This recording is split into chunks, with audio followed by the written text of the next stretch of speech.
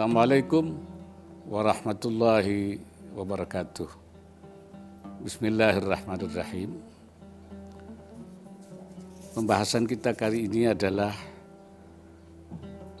tentang kedekatan dengan ulama dan juga memperhatikan nasihat-nasihatnya. Syekh Nawawi Al-Bantani di dalam kitabnya Nasahul Ibad mengingatkan kita supaya pentingnya menjalin kedekatan dengan ulama dan orang-orang yang bijak atau hukama, karena mereka adalah sumber nasihat yang lembut.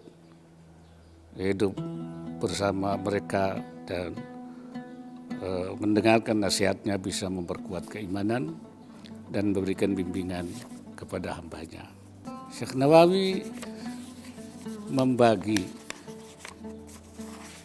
ulama itu menjadi 3,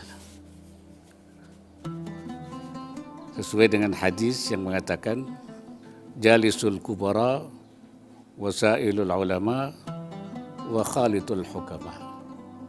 Berduduk bersamalah dengan para kubara, kemudian sailul ulama, tanyalah pada ulama, wa khalitul hukama, dan bergaullah dengan hukama, orang-orang bijak. Dalam hal ini Syekh Nawawi mengatakan al-ulama thalathatu aqsamin.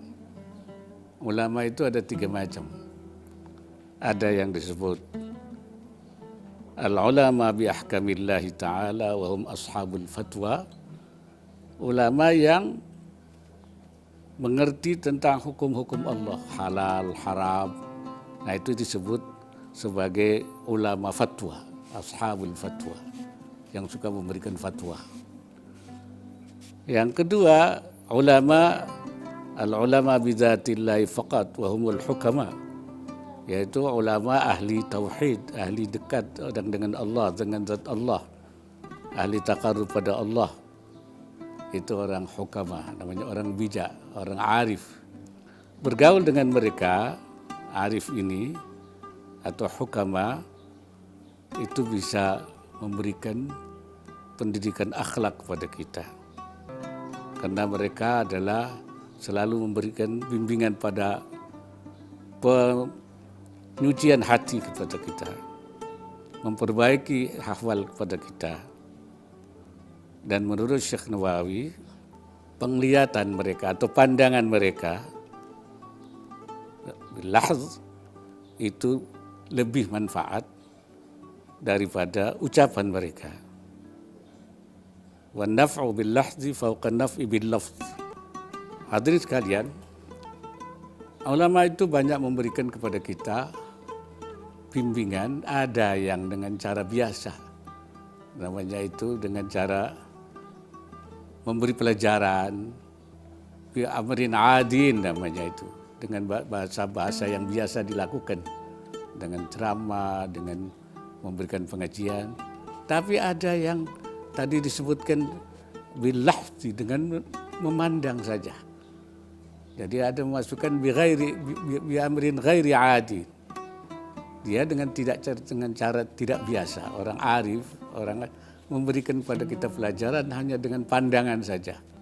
Itulah yang oleh Imam Ibnu Athaillah disebut sebagai man yunhiduka haluhu, orang yang keadaan diamnya saja membangkitkan kepada kita. Melihat pada beliau dengan kediamannya saja sudah memberi pengaruh kepada kita untuk mengingatkan kita kepada kesalahan kita, untuk cepat-cepat bertaubat dan meluruskan lemah laku kita atau kelakuan kita yang tidak lurus. Dan juga ucapannya pun juga menunjukkan kepada kita tentang jalan Allah. Wa idulluka 'ala Allahi maqaluh, kata. Itulah sebabnya maka kita dianjurkan tuh jangan jauh-jauh dari para ulama. Ya.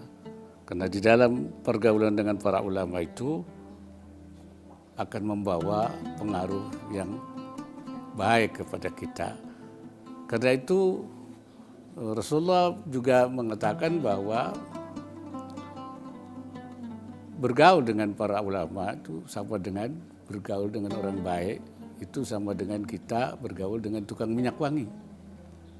Kalaupun kita tidak dapat minyak wangi, tapi baunya kita dapat. Tapi kalau kita bergaul dengan orang yang jahat, walaupun kita tidak melakukan kejahatan, maka namanya juga akan terbawa tidak baik. Ada satu hadis yang kemudian juga menjadi semacam warning kepada kita, yaitu sayati zamanun ala ummati, akan datang suatu masa pada umatku mereka yafirruna minal ulama wal fuqaha, lari dari ulama dan orang-orang faqih. Apabila itu terjadi, maka kata Rasulullah, mereka akan dicoba dengan 3 macam cobaan. Yang satu, keberkahan rezekinya diambil oleh Allah. Dia bekerja siang malam sampai pagi lagi, tapi hasilnya sangat tidak memadai, tidak membawa kecukupan.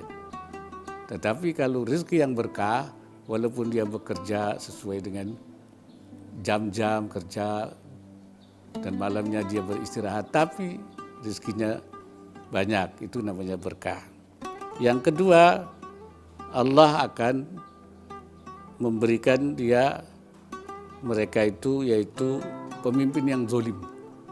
Mereka akan di bawah berada di pimpin yang zalim kalau dia lari dari ulama.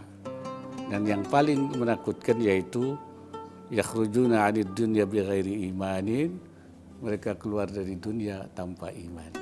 Oleh karena itu, mari kita jangan jauh dari ulama, jangan jauh dari hukama, apalagi yang namanya kubara, yaitu orang yang ulama ahli fatwa, tapi juga ulama yang arif dan hakim, itu hukama. Assalamualaikum warahmatullahi wabarakatuh.